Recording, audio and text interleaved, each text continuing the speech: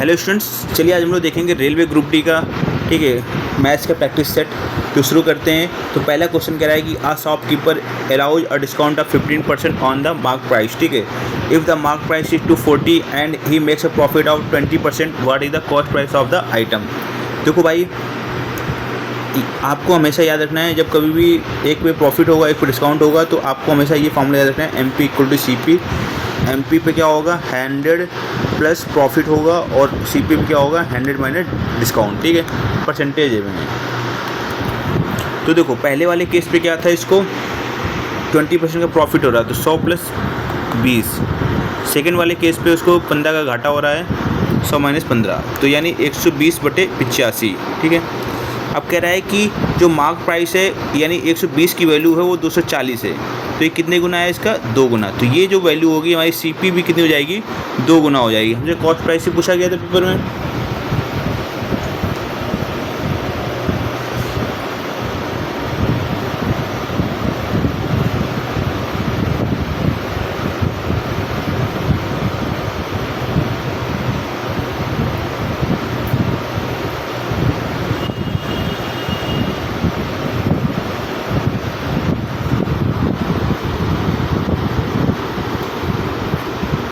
तो ये 170 रुपये हो जाएगी। समझ में आई बात। चलिए आगे बढ़ते हैं हम लोग नेक्स्ट क्वेश्चन की ओर।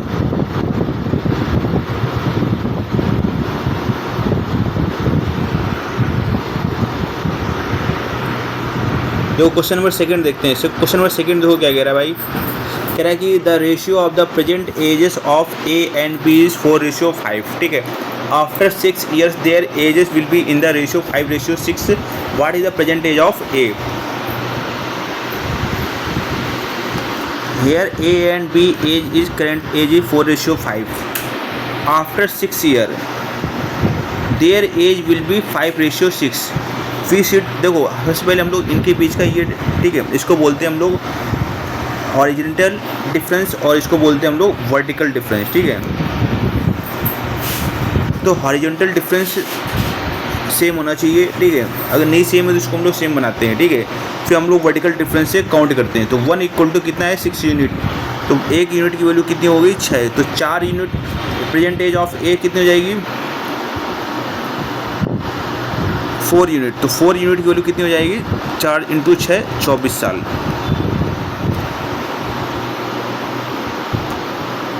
अभी देखो क्वेश्चन नंबर 3 देखेंगे। कह रहा है कि रूट ये दिया हुआ है अंडर रूट के अंदर, ठीक है।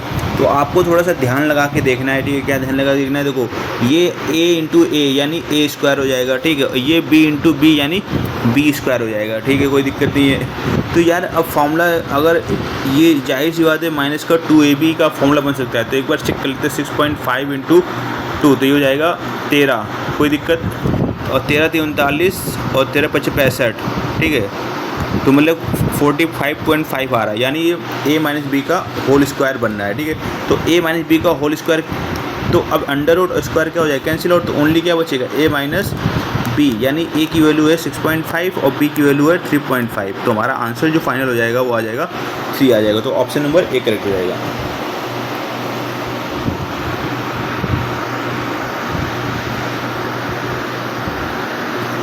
आगे देखते हैं यार, क्वेश्चन नंबर चौथा देखते हैं भाई। क्वेश्चन नंबर चौथा क्या कह रहा है।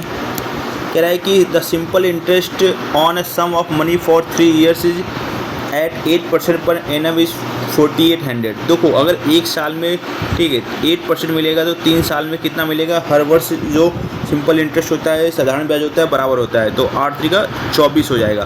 तो 24% की जो वैल्यू दी है वो 4800 दी है, यानी 24 यूनिट की वैल्यू 4800। तो 1 यूनिट की वैल्यू कितनी हो जाएगी, 200, ठीक है। फिर find the compound interest on the same sum for 2 years at 10% per annum, ठीक है। अभी समझो जरा, अब चलो 1% के लिए 200 हो गई। अब क्या होता है, जो कंपाउंड इंटरेस्ट होता है, ठीक है, 2 सालों के लिए वो 2R + R² / 100 होता है। कोई दिक्कत समस्या नहीं होगी, ठीक है। अब 8 है, रेट ऑफ इंटरेस्ट कितना है, यहाँ पर 10 है, तो 10 × 2 + 10 × 10/100। तो 2 0 से 2 0 उड़े, तो 20 और 1 21% हो जाएगा। तो 1% की वैल्यू 200 है, तो 21% की वैल्यू हमें निकालनी है। तो 200 × 21, तो ये जाएगा 4200। ऑप्शन नंबर बी करेक्ट हो जाएगा।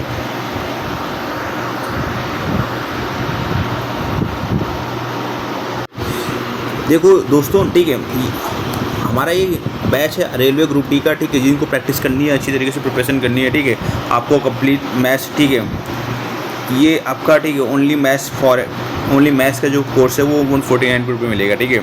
आपको PDF नोट्स, प्रैक्टिस सेट से मॉक टेस्ट, डाउट सपोर्ट मिलेगा, ठीक है। तो देखो ये हिंदी में बैच होगा आपका, इसकी क्लासेज हमारी स्टार्ट हो रही हैं, ठीक है, 8 जून से हमारी क्लासेज स्टार्ट हो रही हैं। तो इस नंबर पे आप व्हाट्सअप कर सकते हैं अगर बैच परचेज करना है। तो चलिए शुरू करते हैं हमारा क्वेश्चन नंबर 6, ठीक है। अभी देखो क्वेश्चन नंबर 6 क्या कह रहा है कि 13/3 का होल स्क्वायर, 13 का स्क्वायर 169/3 का स्क्वायर 9, 11 का स्क्वायर 121/9।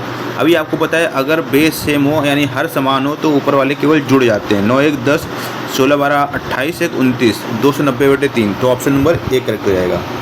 समझ में आई बात। क्वेश्चन नंबर 7वां देखते भाई। क्वेश्चन नंबर 7 क्या कह रहा है कि 10 if 10 men can do a piece of work in 12 days, how many men are required to do the same work in 8 days? तो M1 D1 equal to M2 D2। तो पहले आदमी कितने थे? 10 थे। अब दिन कितने लग रहे हैं? 12। अब आदमी कितने हैं हमें निकालना है और दिन कितने लग रहे हैं? 8। तो 4 दूनी 8, 4 तियाँ 12, 2 पंचे 10। M2 बराबर 15। Option B correct.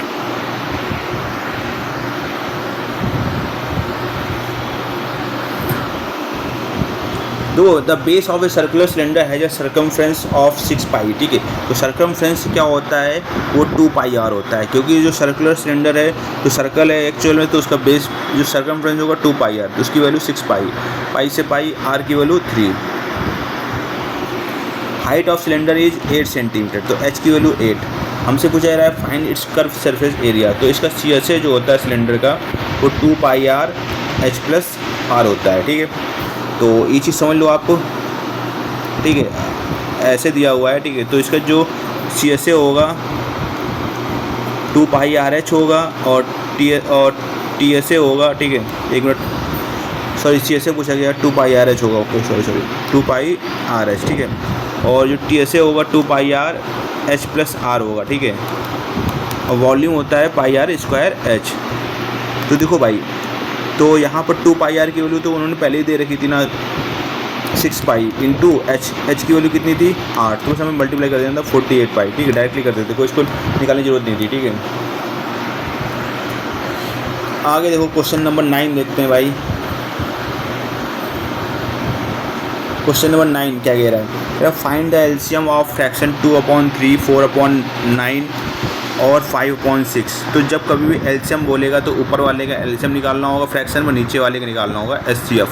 तो LCM of 2, 4, 5 upon HCF of 3, 9, 6। अभी देखो एलसीएम 2, 4, 5 का एलसीएम देखो जो कॉमन होता है उसको कट जाता है, ठीक है, 5 को 20, कोई दिक्कत नहीं। अब इन दोनों में ऐसी कौन से नंबर है जो तीनों को कट करते हैं? तो 3 होगा, 3, 1, 2, 3। तो अब कोई भी ऐसा नंबर नहीं है जो दोनों को कट करे, तो बस हमारा आंसर कितना हो जाएगा? 20/3। ये चीज़ समझ में आई आपको?